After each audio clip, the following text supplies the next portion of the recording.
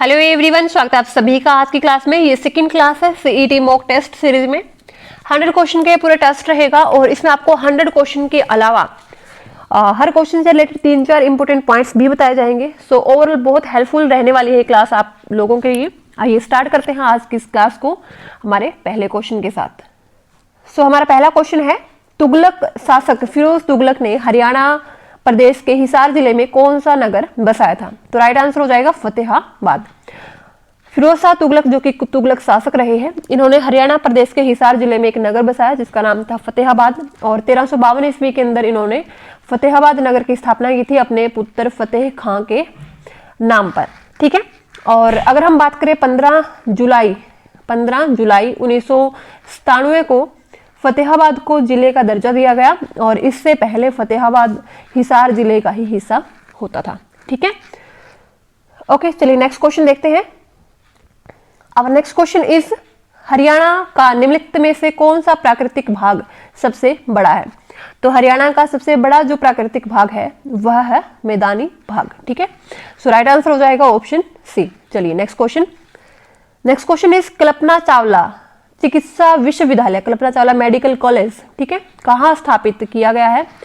सो Kalpana Chawla medical college स्थापित किया गया है करनाल में। So option A is right. Okay, और अगर हम बात करें 2013 में जो है ये कॉलेज बनना स्टार्ट हुआ था और 2017 में जो है कॉलेज स्थापित हो गया था। सो राइट आंसर यहाँ पर हो जाएगा करनाल। चलिए नेक्स्ट क्वेश्चन देखते हैं। भारत की जनगणना 2011 के अनुसार हरियाणा का कौन सा जिला सर्वोच्च घनत्व वाला जिला रहा है? ठीक है, सो राइट आंसर हो जाएगा फरीदाबाद। तो हरियाणा का फरीदाबाद जिला जो कि क्षेत्रफल में बहुत ही छोटा जिला है, लेकिन जनसंख्या घनत्व की बात करें तो सर्वोच्च घनत्व वाला जिला फरीदाबाद है। ठीक है, चलिए नेक्स्ट क्वेश्चन इज, 18 वर्ष की आयु तक के बच्चों को बेहतर स्वास्थ्य सेवाएं उपलब्ध करवाने के लिए हरियाणा राज्य में एक योजना शुरू की गई है और वो योजना हमें बतानी है। ठीक है, सो यहाँ पर राइट आंसर हो जाएगा इंदिरा बाल स्वास्थ्य योजना। ठीक है, इंदिरा बाल स्वास्थ्य योजना जो है 2010 में इसको लागू किया गया था और 18 वर्ष की आयु के बच्चों को बेहतर स्वास्थ्य सेवाएं उपलब्ध करवाने के लिए इस योजना की शुरुआत हुई और 2013 में इस योजना का नाम बदलकर राष्ट्रीय बाल स्वास्थ्य कार्यक्रम रख दिया गया और इस योजना के अंतर्गत फ्री मेडिकल सुविधाएं जो है बच्चों को दी जाती है जो 18 वर्ष से कम उम्र के बच्चे हैं। ठीक है, और ये योजना आंगनवाड़ी केंद्रों, सरकारी स्कूलों या फिर जो सरकारी सहायता प्राप्त जो भी स्कूल है, ठीक है, तो उन सभी स्कूलों में और उन सभी आंगनवाड़ी केंद्रों में इस सुविधा को जो है बच्चों तक पहुंचाया जाता है। ठीक है, चलिए नेक्स्ट क्वेश्चन देखते हैं। छड़ियों का मेला कहाँ लगता है? तो छड़ियों का मेला लगता है अमूपुर में और ये कहाँ पर है? करनाल में। ठीक है, तो इसमें छड़ी की पूजा की जाती है।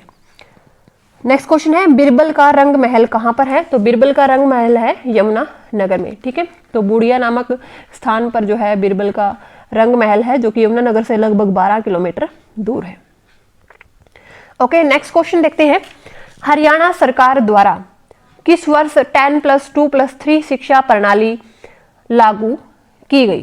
तो ये की गई थी 1985-86 में। ठीक है, सो ऑप्शन डी बिल्कुल सही हो जाएगा। चलिए नेक्स्ट क्वेश्चन देखते हैं। हरियाणा में निम्न मुख्यमंत्रियों को कालानुक्रमिक क्रम में व्यवस्थित कीजिए। ठीक है, सो यहाँ पर राइट आंसर हो जाएगा ऑप्शन बी। ठीक है, तो हरियाणा में अगर हम बात करें, सबसे पहले भगवत दयाल शर्मा हरियाणा के मुख्यमंत्री बने थे, देन उनके बाद राव वीरेंद्र सिंह, देन राष्ट्रपति शासन और फिर उसके बाद बंसीलाल जो है हरियाणा के तीसरे मुख्यमंत्री बने। ठीक है, और उनके बाद बनारसी दास गुप्ता यानी कि बीडी गुप्ता जो है हरियाणा के मुख्यमंत्री रहे, देन फिर राष्ट्रपति शासन लगा और उसके बाद देवीलाल और देवीलाल के बाद श्री भजन लाल जो है हरियाणा के मुख्यमंत्री बने। ठीक है, सो राइट आंसर हो जाएगा ऑप्शन बी 1, 2, 3 एंड 4। ओके, चलिए नेक्स्ट क्वेश्चन देखते हैं, question number 10। So question number 10 is, 17वें एशियाई खेलों में हरियाणा के किस खिलाड़ी ने कुश्ती में स्वर्ण पदक जीता था? तो 17वें एशियाई खेल हुए थे 2014 के अंदर और हरियाणा के योगेश्वर दत्त ने जो है कुश्ती में स्वर्ण पदक जीता था। ठीक है, और अब कौन से नंबर के होंगे? तो अब होंगे 2022 में 2018 में जो है 17वें नंबर के हुए थे, 18वें नंबर के, और अब होंगे 19वें नंबर के। ठीक है, 2022 में 10 सितंबर से 25 सितंबर 2022 तक इनका आयोजन चलेगा चाइना के अंदर। ठीक है, चलिए नेक्स्ट क्वेश्चन देखते हैं। निम्नलिखित में से कौन एंग्लो मोहम्मडन ओरिएंटल कॉलेज की स्थापना के लिए उत्तरदायी था? ठीक है, सो राइट आंसर यहां पर हो जाए Sir Syed Ahmad Khan, option A is right. ठीक है, तो सर सैयद अहमद खां जो है एंग्लो मोहम्मडन ओरिएंटल कॉलेज की स्थापना के लिए रिस्पॉन्सिबल थे। ठीक है, चलिए नेक्स्ट क्वेश्चन देखते हैं। जापान में होन्शु नामक द्वीप किसके लिए प्रसिद्ध है? तो जापान में एक द्वीप है होन्शु, जो कि जापान का सबसे बड़ा द्वीप है, और यहाँ पर तेल के बहुत ज्यादा भंडार जो है मिलते हैं, जो उत्तरी होन्शु है। ठीक है, होन्शु द्वीप का जो उत्तरी पार्ट है, तो वहां पर तेल के बहुत ज्यादा बड़े बड़े भंडार मिलते हैं, कोयले के भंडार भी मिलते हैं। सो यहाँ पर बेसिकली राइट आंसर हो जाएगा तेल। ठीक है, चलिए नेक्स्ट क्वेश्चन देखते हैं। क्वेश्चन नंबर 13, स्वतंत्र भारत की प्रथम राष्ट्रीय न्यूज एजेंसी कौन सी थी? तो स्वतंत्र भारत की प्रथम राष्ट्रीय न्यूज एजेंसी की अगर हम बात करें तो ये थी Associated Press of India, option C is right. ठीक है, एसोसिएटेड प्रेस ऑफ इंडिया जो है वो स्वतंत्र भारत की प्रथम राष्ट्रीय न्यूज एजेंसी थी। नेक्स्ट क्वेश्चन देखते हैं। कुडनकुलम परियोजना किस राज्य में स्थित है? तो कुडनकुलम परियोजना तमिलनाडु राज्य में स्थित है, ऑप्शन सी इज राइट। ठीक है, नेक्स्ट क्वेश्चन देखते हैं। निम्नलिखित परिमाणों में से किसके आयाम शेष तीनों से भिन्न है? ठीक है, सो यहाँ पर राइट आंसर हो जाएगा कोणीय संवेग अपॉन यूनिट द्रव्यमान। ठीक है, तो अगर हम इसके डायमेंशन फॉर्मूले को देखें तो इसमें कुछ रेडियन की टर्म आती है। ठीक है, और अगर हम बाकी में देखें तो अगेन इनमें ml -1 t -2 की सीरीज में जो है इनके डायमेंशन फॉर्मूले बनते हैं। ठीक है, सो यहाँ पर डिफरेंट जो रहेगा ऑप्शन वो रहेगा कोणीय संवेग, angular momentum per unit mass. ठीक है, चलिए नेक्स्ट क्वेश्चन देखते हैं। निम्नलिखित में से नेम सेक पुस्तक के रचयिता कौन है? तो नेम सेक पुस्तक के रचयिता है झुम्पा लाहिड़ी। ठीक है, option B is right. Next question देखते हैं। मुद्रा नीति का एक अप्रत्यक्ष तरीका है, तो जो आरबीआई है वो मुद्रा नीति जो है फॉलो करता है, और जिसमें उसके कुछ डायरेक्ट तरीके होते हैं महंगाई को या फिर इन्फ्लेशन को कंट्रोल करने के लिए। तो ये होते हैं नगद आरक्षित अनुपात, बैंक दर और संविधिक तरल अनुपात। ठीक है, और जो अप्रत्यक्ष तरीका होता है वो होता है खुला बाजार कार्यवाही या ओपन मार्केट ऑपरेशन, OMO भी इसको बोलते हैं। तो OMO में क्या होता है, जो आरबीआई है वो जो गवर्नमेंट सिक्योरिटीज होती है, ठीक है, सरकारी प्रतिभूति होती है, उनको क्या करता है, उनको बेचना और खरीदना स्टार्ट कर देता है। जैसे जब भी महंगाई होती है तो वो मार्केट में गवर्नमेंट सिक्योरिटीज को बेचेगा या फिर खरीदेगा। ठीक है, जैसे कि आपको महंगाई, जैसे आरबीआई को महंगाई कंट्रोल करनी तो गवर्नमेंट सिक्योरिटीज को जो है मार्केट में खरीदने बेचने के लिए वो छोड़ देगा। ठीक है, अब लोग क्या करेंगे, इस पे जो है पैसा लगाएंगे, और जैसे ही लोग पैसा लगाएंगे तो मार्केट में पैसा जो है मनी का फ्लो कम हो जाएगा और महंगाई को जो है आरबीआई कंट्रोल कर सकता है। ठीक है, तो ये होता है अप्रत्यक्ष तरीका। और जब भी महंगाई, जैसे महंगाई बहुत जो है मंदी का टाइम हो, तो मंदी के टाइम पे जो आरबीआई है वो इन चीज़ों को जो है खरीदना स्टार्ट कर देता है, गवर्नमेंट सिक्योरिटीज़ को, और इससे जो है मार्केट में लिक्विडिटी या फिर मनी का फ्लो जो है बढ़ जाता है, क्योंकि मार्केट में पैसा आएगा। तो इस तरीके से मंदी को भी कंट्रोल किया जा सकता है। नेक्स्ट क्वेश्चन देखते हैं। राष्ट्रीय विज्ञान दिवस कब मनाया जाता है? तो राष्ट्रीय विज्ञान दिवस मनाया जाता है 28 फरवरी को। ठीक है, option D is right. Okay, next question देखते हैं। Question number 19। Question number 19 is मध्यवर्ती अवसर मॉडल किसने प्रस्तावित किया था? तो मध्यवर्ती अवसर मॉडल प्रस्तावित किया था S.A. स्टूफर ने। ठीक है, बेसिकली ये जियोग्राफी का क्वेश्चन है जो कि नेट JRF में काफी बार पूछा जाता है। सो यहाँ पर राइट आंसर हो जाएगा S.A. स्टूफर ने मध्यवर्ती अवसर मॉडल दिया था, और ये बेसिकली जनसंख्या कंट्रोल वगैरह से रिलेटेड है।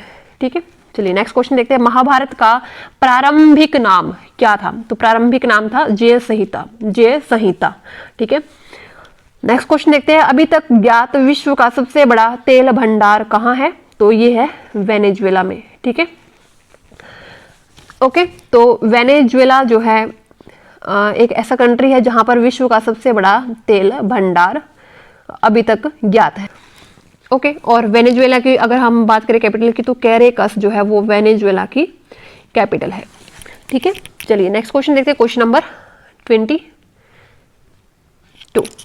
मिल्क ऑफ मैग्नीशिया के रूप में बाजार में लाए जा रहे प्रति अमल का मुख्य तत्व क्या है? तो यानी कि मिल्क ऑफ मैग्नीशिया को आप फॉर्मूले की फॉर्म में, केमिकल फॉर्मूले की फॉर्म में किस तरह से राइट करेंगे? सो यहाँ पर राइट आंसर हो जाएगा MgOH twice. MgOH twice is milk of magnesia. ठीक है, नेक्स्ट क्वेश्चन देखते हैं, निम्न में से कौन से संविधान संशोधन के पश्चात बोडो और डोगरी भाषाएं 8वीं अनुसूची में शामिल की गई थी? तो ये की गई थी 92वां संविधान संशोधन। ठीक है, तो इसमें क्या किया गया था? बेसिकली अगर हम बात करें, जब ये 92nd अमेंडमेंट हुआ था तो 2003 में, तो उस टाइम पर जो बोडो डोगरी है उसके अलावा मैथिली और संथाली भाषा को भी जो है जोड़ा गया था। ठीक है, सो यहाँ पर राइट आंसर हो जाएगा 92nd amendment. Okay, next question देखते हैं, कोई हवाई जहाज एक समान रफ्तार से एक क्षितिज उड़ान भर रहा है और उसमें से एक बैग को नीचे फेंका जाता है। वायु के प्रतिरोध को ध्यान में न रखते हुए जब बैग भूमि पर गिरेगा तब हवाई जहाज कहाँ होगा? तो जब भी हवाई जहाज में से कोई बैग को नीचे गिराया जाएगा तो इसका जो क्षितिज वेग है, या फिर अगर हम बात करें क्षितिज वेग की जगह हम इसको बोल सकते हैं वर्टिकल वेलोसिटी, यानी कि एक ऐसी स्पीड जिससे वो नीचे की तरफ आएगा। तो जो इसकी वर्टिकल वेलोसिटी है वो एज इट इज रहेगी, जो कि हवाई जहाज की वेलोसिटी है। ठीक है, या स्पीड है। तो इस वजह से जब वो बैग नीचे गिरेगा, यानी कि फ्री फॉल हो रहा है वो, तो जब वो बैग नीचे गिरेगा तो वो जस्ट हवाई जहाज के नीचे होगा, यानी कि हवाई जहाज जस्ट बैग के ऊपर होगा। ठीक है, सो राइट आंसर हो जाएगा ऑप्शन डी। इसका बेसिक रीजन यही है कि उसकी वर्टिकल वेलोसिटी में कोई चेंज नहीं हो रहा है, एज इट इज उसका जो है क्षितिज वेग रह रहा है, और इस वजह से जो हवाई जहाज होगा वो बैग के ठीक ऊपर होगा। ठीक है, चलिए नेक्स्ट क्वेश्चन, निम्नलिखित में से कौन सा बागवानी से संबंधित है? तो बागवानी से संबंधित है स्वर्ण क्रांति। ठीक है, ऑप्शन सी इज राइट। ठीक है, चलिए नेक्स्ट क्वेश्चन, काला जवर का संचार किससे होता है? ठीक है, तो काला जवर का संचार होता है सिकता मक्खी से। ठीक है, तो बेसिकली ये जो काला जवर होता है एक लिस्मेनिया नाम के प्रोटोजोआ से फैलता है। ठीक है, और इसका वाहक कौन होता है? सिकता मक्खी। ठीक है, option D is right. Next question देखते हैं, निम्नलिखित में से कौन सा शिलालेख प्रयाग प्रशस्ति के नाम से जाना जाता है? तो प्रयाग प्रशस्ति के नाम से जो शिलालेख जाना जाता है दैट इज इलाहाबाद स्तंभ शिलालेख। ठीक है, okay, option A is right. Next question देखते हैं, फाइब्रिनोजन किसके द्वारा फाइब्रिन में परिवर्तित होता है? तो फाइब्रिन क्या होता है? एक प्लाज्मा प्रोटीन होता है। ठीक है, यानी कि जो हमारे ब्लड के पार्ट्स होते हैं, प्लाज्मा, आरबीसी, डब्ल्यूबीसी, प्लेटलेट्स, तो प्लाज्मा के अंदर एक प्रोटीन होता है दैट इज फाइब्रिनोजन। ठीक है, और इस फाइब्रिनोजन से फाइब्रिन बनता है। ठीक है, फाइब्रिन जो है वो प्रोटीन का एक तरह से हम बोल सकते हैं धागा टाइप संरचना होती है। और फाइब्रिनोजन से फाइब्रिन बनता कब है? तो ये बनता है जब थ्रोम्बिन फाइब्रिनोजन पर से रिएक्ट करता है। ठीक है, जब थ्रोम्बिन फाइब्रिनोजन से रिएक्ट करता है तो फाइब्रिन जो है बनता है, और इनका बेसिक काम क्या होता है? रक्त का थक्का जमाना। ठीक है, यानी कि ब्लड क्लॉटिंग में हेल्प करना। ठीक है, चलिए नेक्स्ट क्वेश्चन, साउथ पोल पर पहुंचने वाला पहला व्यक्ति कौन था? तो साउथ पोल पर पहुंचने वाला पहला व्यक्ति था एम्डसेन। ठीक है, Amundsen, option A is right. Next question, निम्नलिखित में से कौन सी पुस्तक पर्यावरण पर केंद्रित है? तो ऐसी पुस्तक जो पर्यावरण से या एनवायरमेंट से रिलेटेड है दैट इज साइलेंट स्प्रिंग। ठीक है, silent spring is related with पर्यावरण। ठीक है, ओके, नेक्स्ट क्वेश्चन, कंप्यूटर की गति को मापने के लिए निम्नलिखित में से कौन सी इकाई प्रयोग में लाई जाती है? तो ये लाई जाती है MIPS। ठीक है, MIPS, इसे हम जो है कंप्यूटर के स्पीड को माप सकते हैं। ओके, चलिए, आई थिंक इसका मीनिंग होता है मिलियंस ऑफ इंस्ट्रक्शन पर second, but I am not sure. Next question है, जल में अधिक मात्रा में फ्लोरीन पाए जाने वाली पर निम्नलिखित में से क्या समस्या हो सकती है? जब जल में बहुत ज्यादा मात्रा में फ्लोरीन मिलता है, ठीक है, तो उससे प्रॉब्लम होती है बेसिकली फ्लोरोसिस, ठीक है, ऑप्शन डी इज राइट। जब जल में एक या अगर हम माने 1.5 mg से ज्यादा जो है फ्लोरीन पाया जाए पानी के अंदर, 1 पार्ट्स पर मिलियन, ठीक है, तो यहाँ पर क्या होता है, फ्लोरोसिस की प्रॉब्लम जो है बच्चों में, जैसे कैविटी वगैरह हो जाती है दांतों में, या फिर हड्डियों में, या फिर घुटनों के जो दर्द होते हैं लोगों के अंदर, तो वो इसी फ्लोरोसिस प्रॉब्लम की वजह से होते हैं, क्योंकि पानी में जो है फ्लोरीन की मात्रा ज्यादा हो जाती है, ठीक है।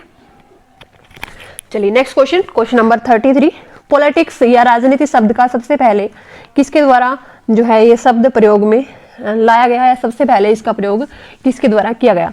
तो ये किया गया था अरस्तु के द्वारा, option B is right. Next question है, DHCP का प्रयोग मुख्यतः निम्नलिखित में से किसके लिए किया जाता है? तो DHCP का प्रयोग किया जाता है उपकरण में स्वतः IP एड्रेस उपलब्ध करवाने के लिए। तो इंटरनेट जो IP एड्रेस होता है, ठीक है, तो वो उपलब्ध करवाने के लिए DHCP का प्रयोग किया जाता है, ठीक है। ओके, चलिए नेक्स्ट क्वेश्चन देखते हैं, question number 35। Gokhale my political गुरु पुस्तक किसने लिखी थी? तो ये पुस्तक लिखी थी MK गांधी ने, ठीक है, option D is right. Gokhale my political गुरु, तो MK गांधी द्वारा लिखी गई पुस्तक है। नेक्स्ट क्वेश्चन है, प्रॉब्लम ऑफ ह्यूमन ज्योग्राफी पुस्तक के रचयिता कौन थे? तो इसके रचयिता थे एल्बर्ट डैमजियन, ठीक है। प्रॉब्लम ऑफ ह्यूमन ज्योग्राफी किसके द्वारा लिखी गई है? एल्बर्ट डैमजियन के द्वारा, ठीक है। चलिए नेक्स्ट क्वेश्चन देखते हैं, भाषा के आधार पर राज्यों का पुनर्गठन किस वर्ष में किया गया? तो ये किया गया था 1956 में, ठीक है, भाषा के आधार पर राज्यों का पुनर्गठन। नेक्स्ट क्वेश्चन है, निम्नलिखित में से क्या सद्र उस सद्र संबंध है? ठीक है, तो सद्र उस सद्र किससे संबंधित है? सो ये रिलेटेड है न्यायिक प्रशासन से related, option C is right. Okay, next question, विश्व के किस देश में चाय की सबसे अधिक पैदावार होती है? तो ये होती है चाइना के अंदर, ऑप्शन ए इज राइट, ठीक है। ओके, सो राइट आंसर हो जाएगा चाइना। अगर यहाँ पर क्वेश्चन होता विश्व के किस देश में कॉफी की पैदावार सबसे ज्यादा होती है, तो राइट आंसर होता ब्राजील, ठीक है। सो यहाँ पर राइट आंसर होगा चाइना, चीन। चीन का जो बीजिंग शहर है वहां पर सबसे ज्यादा कॉफी का जो है उत्पादन किया जाता है। नेक्स्ट क्वेश्चन है, निम्नलिखित राष्ट्रपतियों में से जिस कर्म में उन्होंने सेवा की है उसमें निम्नलिखित में से कौन सा कर्म सही है? तो सही कर्म है option A NS Reddy, then Giani Zail Singh, then R Venkataraman, then doctor Shankar Dayal Sharma, option A is right. Okay, next question देखते हैं, जब किसी बॉडी का वेग दोगुना कर दिया जाता है, ठीक है, यानी कि वेलोसिटी को 2 टाइम्स कर दिया जाता है, तो उसकी काइनेटिक एनर्जी पर क्या जो है, तो क्या होगा? ठीक है, तो इसका त्वरण दोगुना हो जाएगा, इसकी काइनेटिक एनर्जी दोगुनी हो जाएगी, इसका संवेग दोगुना हो जाएगा और इसकी पोटेंशियल एनर्जी दोगुनी हो जाएगी। तो अगर हम जो है संवेग की बात करें तो ये होता है मास इनटू वेलोसिटी, यानी कि मोमेंटम का फॉर्मूला होता है मास इनटू वेलोसिटी। अब अगर हम जो है वेलोसिटी को 2 टाइम्स कर दें, यानी कि हो जाएगा 2 mv, तो जो मोमेंटम है वो भी क्या हो जाएगा? 2 टाइम्स हो जाएगा, ठीक है। ओके, सो राइट आंसर हो जाएगा ऑप्शन सी, इसका जो संवेग है या जो मोमेंटम है वो 2 गुना हो जाएगा। नेक्स्ट क्वेश्चन है, सर आयरकूट निम्नलिखित में से किससे संबंधित थे? तो सर आयरकूट संबंधित है वॉडी वॉश युद्ध से, option D is right. Okay, चलिए नेक्स्ट क्वेश्चन देखते हैं, भारत में रेपो रेट कौन निर्धारित करता है? तो भारत में रेपो रेट को निर्धारित करता है भारतीय रिजर्व बैंक, ताकि जो महंगाई है उसको नियंत्रित किया जा सके, ठीक है, या फिर मार्केट के अंदर या फिर देश के अंदर लिक्विडिटी को कंट्रोल किया जा सके। नेक्स्ट क्वेश्चन है, ऐसी बाजार प्रणाली जिसमें केवल 2 क्रेता हो और बहुत से विक्रेता हो तो उसको हम क्या कहेंगे, तो उसको हम कहेंगे बेसिकली द्विक्रेताधिकारी यानी कि ड्यूओप्सनी। ठीक है, तो इसमें क्या होता है कि जैसे दो क्रेता होंगे या दो ऐसे लोग होंगे जिनको सर्विस चाहिए, जैसे कि मेरे शहर में सिर्फ 2 रेस्टोरेंट हैं और इनके लिए जैसे सर्वेंट्स की हायरिंग चल रही है, तो इसका एग्जांपल ड्यूओप्सनी मार्केट का जो एग्जांपल है वो यही होगा कि इसमें 2 क्रेता होंगे और बहुत सारे जो लोग हैं वो सर्विस के लिए अवेलेबल रहेंगे। ठीक है, नेक्स्ट क्वेश्चन देखते हैं। 38वें समानांतर रेखा किस किस के बीच सीमांकन करता है। ठीक है, सो यहाँ पर राइट आंसर हो जाएगा उत्तरी और दक्षिणी कोरिया के बीच। Option A is right. तो हमारा नेक्स्ट क्वेश्चन है, निम्नलिखित में से कौन सा युग्म सही मेल नहीं खाता है। तो जो युग्म सही मेल नहीं खाता है that is option D, Niketan और समरकंद। ठीक है, इसके अलावा अगर हम बात करें इब्न बतूता जो है वो मोरक्को शहर से संबंधित है, अलब्रूनी उज्बेकिस्तान से, मार्को पोलो इटली से। ठीक है, जो सही मेल नहीं खाता दैट इज निकितन समरकंद। ठीक है, नेक्स्ट क्वेश्चन, बिना बुझा हुआ चूना, इसका रासायनिक नाम हमें बताना है। बिना बुझे हुए चूने का रासायनिक नाम, तो दिस इज कैल्शियम ऑक्साइड। ठीक है, CaO। ओके, नेक्स्ट क्वेश्चन देखते हैं। सूचित किया जा रहा है कि भूमंडलीय तापकरण में वृद्धि के कारण समुद्र जल का pH मान लगातार घट रहा है और यह किस कारण से हो रहा है। तो हमें बताना है कि किस कारण से हो रहा है। तो ये हो रहा है समुद्र जल द्वारा CO2 अधिक मात्रा में लेने से। ठीक है, option A is right. Okay, चलिए नेक्स्ट क्वेश्चन देखते हैं। क्वेश्चन नंबर 49, एक अंतर्राष्ट्रीय आंदोलन जिसका उद्देश्य पर्यावरण की समस्या से संबंध होकर विश्व को बचाना है। तो कौन सा जो है अंतर्राष्ट्रीय आंदोलन है जिसका मेन मोटिव है कि पर्यावरण समस्या से संबंध होकर विश्व को बचाया जा सके। ठीक है, so this is Greenpeace International आंदोलन। ठीक है, option B is right. Next question है, फिलाडेल्फिया किसके लिए प्रसिद्ध है। तो फिलाडेल्फिया जो है पोत बनाने के लिए प्रसिद्ध है और ये यूएस की एक सिटी है Philadelphia. Option A is right, पोत बनाने से संबंधित जो है ये प्रसिद्ध है। नेक्स्ट क्वेश्चन है, निम्नलिखित में से किसका प्रयोग पौधों में खाद्यान्न का भंडारण या स्टार्च तैयार करने के लिए जो है मुख्यतः किया जाता है। तो ये किया जाता है कार्बन डाइऑक्साइड और जल का। ठीक है, तो कार्बन डाइऑक्साइड और जल का जो है भंडारण जो है इस्तेमाल किया जाता है बेसिकली स्टार्च को तैयार करने के लिए। ठीक है, तो पौधों में जो है स्टार्च तैयार करने के लिए कार्बन डाइऑक्साइड और जल का जो है यूज किया जाता है और इसके अलावा सनलाइट की भी प्रेजेंस आवश्यक होती है। नेक्स्ट क्वेश्चन है, कौन सी रक्त वाहिकाएं साफ रक्त फेफड़ों से हृदय में ले जाती है। ठीक है, तो जो प्योर ब्लड होता है उसको हृदय तक ले जाने के लिए जो वाहिकाएं होती है तो उसको हम कहते हैं फुफ्फुस सिरा। ठीक है, फुफ्फुस सिरा। ओके, तो ये क्या करती है, फुफ्फुस शब्द होता है लंग्स से तो लंग्स से जो प्योर ब्लड होता है उसको हार्ट में ले जाती है और हार्ट से फिर पूरे बॉडी पार्ट्स में वो चला जाता है। नेक्स्ट क्वेश्चन है, ऑस्कर जीतने वाला पहला ब्लैक कलाकार कौन था। तो ये थे सिडनी पोटियर। ठीक है, option A is right. Next question है, बर्नौली का सिद्धांत निम्न में से किसके संरक्षण का परकथन है। ठीक है, तो बर्नौली ने अपनी एक थ्योरम दी थी और इसमें क्या है एनर्जी कंजर्वेशन के बारे में बताया गया है। Option A is right. Next question है, दीवारों पर बने हुए चित्र, दीवारों पर बने हुए चित्र कहलाते हैं भित्ति चित्र। नेक्स्ट क्वेश्चन है, गुरु के समीप रहने वाला विद्यार्थी क्या कहा जाएगा। तो ये कहा जाएगा अंतेवासी या फिर आश्रमवासी। ठीक है, option A is right. Next question देखते हैं, अंधा गाए बहरा बजाए, तो इसका अर्थ क्या होगा। तो इसका अर्थ होगा दो मूर्ख एक साथ कार्य कर रहे हैं। ठीक है, एक को अंधे से कंपेयर किया है, एक को बहरे से। ठीक है, चलिए next question. So next question is, जहां उपमान के वर्णन के माध्यम से उपमेय का वर्णन हो, यानी कि उपमान के का वर्णन किया जाए और वर्णन किसका हो, उपमेय का, तो ऐसा अलंकार कौन सा होता है। तो दिस इज अन्योक्ति अलंकार।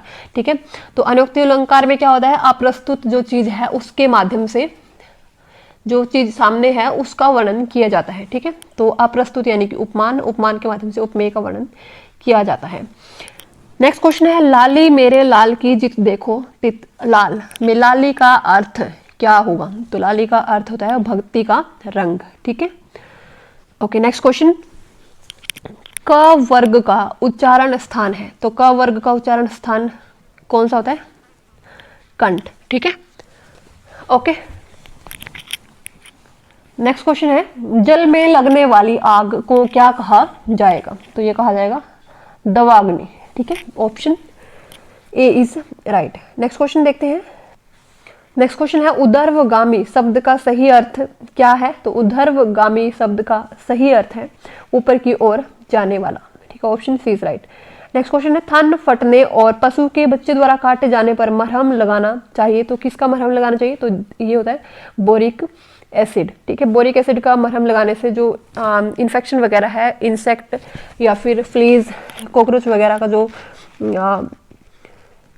है ये प्रिवेंशन यहाँ पर पशुओं की करता है, या फिर हम कह सकते हैं कि एक क्लीनर की तरह ये जो है रिएक्ट करता है। बोरिक एसिड का फॉर्मूला आता है H3BO3। ठीक है, चलिए नेक्स्ट क्वेश्चन देखते हैं, क्वेश्चन नंबर 54। सो क्वेश्चन नंबर 64 पशुओं में स्ट्रिप कप परीक्षण किस रोग में किया जाता है? तो पशुओं में जो स्ट्रिप कप परीक्षण है वो किया जाता है थनैला रोग में। ठीक है, ओके। नेक्स्ट क्वेश्चन देखते हैं, जो पौधे अपना जीवन चक्र 1 वर्ष में पूरा कर लेते हैं तो उन्हें कहा जाता है 1 वर्षीय पौधे। ठीक है, नेक्स्ट क्वेश्चन, फ्लूक्लोरेलिन उपयोग किया जाता है, तो फ्लूक्लोरेलिन जो है उपयोग किया जाता है शाकनाशी के रूप में। Option C is right. Next question है, ज्वार को वर्गीकृत किया जाता है, तो ज्वार को वर्गीकृत किया जाता है मुख्य मोटे अनाज में। Option A is right. ठीक है, नेक्स्ट क्वेश्चन है, नेक्स्ट क्वेश्चन में यहाँ पर हमें करेक्ट स्पेल्ड वर्ड यहाँ पर बताना है, तो हमारा वर्ड है इल्यूस्ट्रस। ठीक है, इल्यूस्ट्रस। तो इल्यूस्ट्रस के लिए यहाँ पर सही स्पेलिंग अगर हम बात करें तो ये होगी ILLUSTRIOUS। ठीक है, नेक्स्ट क्वेश्चन है स्किलफुल, तो स्किलफुल के लिए सही स्पेलिंग होगी SKIL और FUL, skillful. Option C is right. Okay, next question. Next question में यहाँ पर हमें सेंटेंस के पार्ट दिए हुए हैं, इनमें कोई एरर है तो हमें एरर को सिलेक्ट करना है। Question number 70 is the university was found in 1950 when India was not self dependent in many aspects. तो यूनिवर्सिटी को जो है 1950 में जो है बनाया गया, तो फाउंड की जगह वर्ब की थर्ड फॉर्म आएगी फाउंडेड। ठीक है, फाउंडेड। ओके, सो यहाँ पर बी पार्ट में जो है एरर है। नेक्स्ट क्वेश्चन है, I complaint against him as in spite of my repeated warnings. तो कंप्लेंट जो है एक नाउन है और कंप्लेन जो है एक वर्ब होगी, तो कंप्लेंड जो है यहाँ पर इस्तेमाल किया जाएगा। ऑप्शन ए जो है यहाँ पर एरर हो जाएगा। नेक्स्ट क्वेश्चन देखते हैं, द ट्रेन इज अराइविंग। तो यहाँ पर हमें प्रेपोजिशन को फिल करना है प्लेटफॉर्म नंबर 4। तो अराइविंग या तो एट होता है यहाँ पर या फिर ऑन होगा। तो अराइविंग एट, अगर किसी स्पेसिफिक जगह की बात की गई हो तो हम क्या इस्तेमाल करेंगे? एट। ठीक है, तो train is arriving at platform number 4। So option A यहाँ पर बिल्कुल सही हो जाएगा। अगर हम बात करें ऑन कहाँ पर इस्तेमाल होगा, तो ऑन के लिए अगर हम बात करें तो अराइविंग ऑन यूज होता है जैसे किसी पर्टिकुलर किसी एक दिन की बात की गई हो, जैसे अराइविंग ऑन मंडे, या फिर किसी एक डेट की बात की गई हो, तो ऐसी कंडीशन में हम ऑन का इस्तेमाल करते हैं। एट का इस्तेमाल किया जाता है किसी स्पेसिफिक जगह का वर्णन किया गया हो। ठीक है, और या फिर किसी बिल्डिंग पार्ट या किसी बिल्डिंग में कोई अराइव हो रहा हो तो उस कंडीशन में एट। और अराइविंग इन का इस्तेमाल किया जाता है कोई जब किसी साल का जिक्र हो। ठीक है, जैसे इन 1995। ठीक है, किसी सीजन का बात हो जैसे समर, विंटर, या फिर किसी मंथ जनवरी, फरवरी, तो इस तरीके से इनका इस्तेमाल किया जाता है। ठीक है, नेक्स्ट क्वेश्चन है, the criminal was totally taken dash when the police recognised him. तो the criminal was totally taken aback, यानी कि जो क्रिमिनल है, जो अपराधी है, वो यहाँ से वापस ले जाया जा चुका था जब पुलिस ने उसको पहचाना, या जो है वो पुलिस को चकमा देकर वो फरार हो चुका था। ठीक है, नेक्स्ट क्वेश्चन देखते हैं, नर्चर। तो यहाँ पर हमें ऐसा मीनिंग यानी कि सिनोनिम हमें बताना है, कोई ऐसा मीनिंग जो इस वर्ड से लगभग मैच हो जाए। तो नर्चर का मतलब होता है पालन पोषण करना, पालन पोषण करना, ठीक है। और टू ग्रो भी यानी कि बड़ा करना या पालन पोषण करना, पोषित करना, ठीक है। नेक्स्ट अगोनी, तो अगोनी होता है पीड़ा, ठीक है। और एस्केस्टी ये होता है परमानंद की प्राप्ति होना। तो एक दूसरे के ये क्या है, यहाँ पर अपोजिट वर्ड हमें सिलेक्ट कर। सो ये हमारे हो गए इस मॉक टेस्ट के क्वेश्चन कंप्लीट। नाउ ये रीजनिंग और मैथ्स के क्वेश्चन बचे हैं, तो इसके लिए एक अलग से वीडियो बनाई जाएगी जिसमें आप लोग इन क्वेश्चंस को आसानी से समझ पाएंगे, ठीक है। तो इस वीडियो में इतना ही, मिलते हैं आपको एक और नई वीडियो में। Till then bye.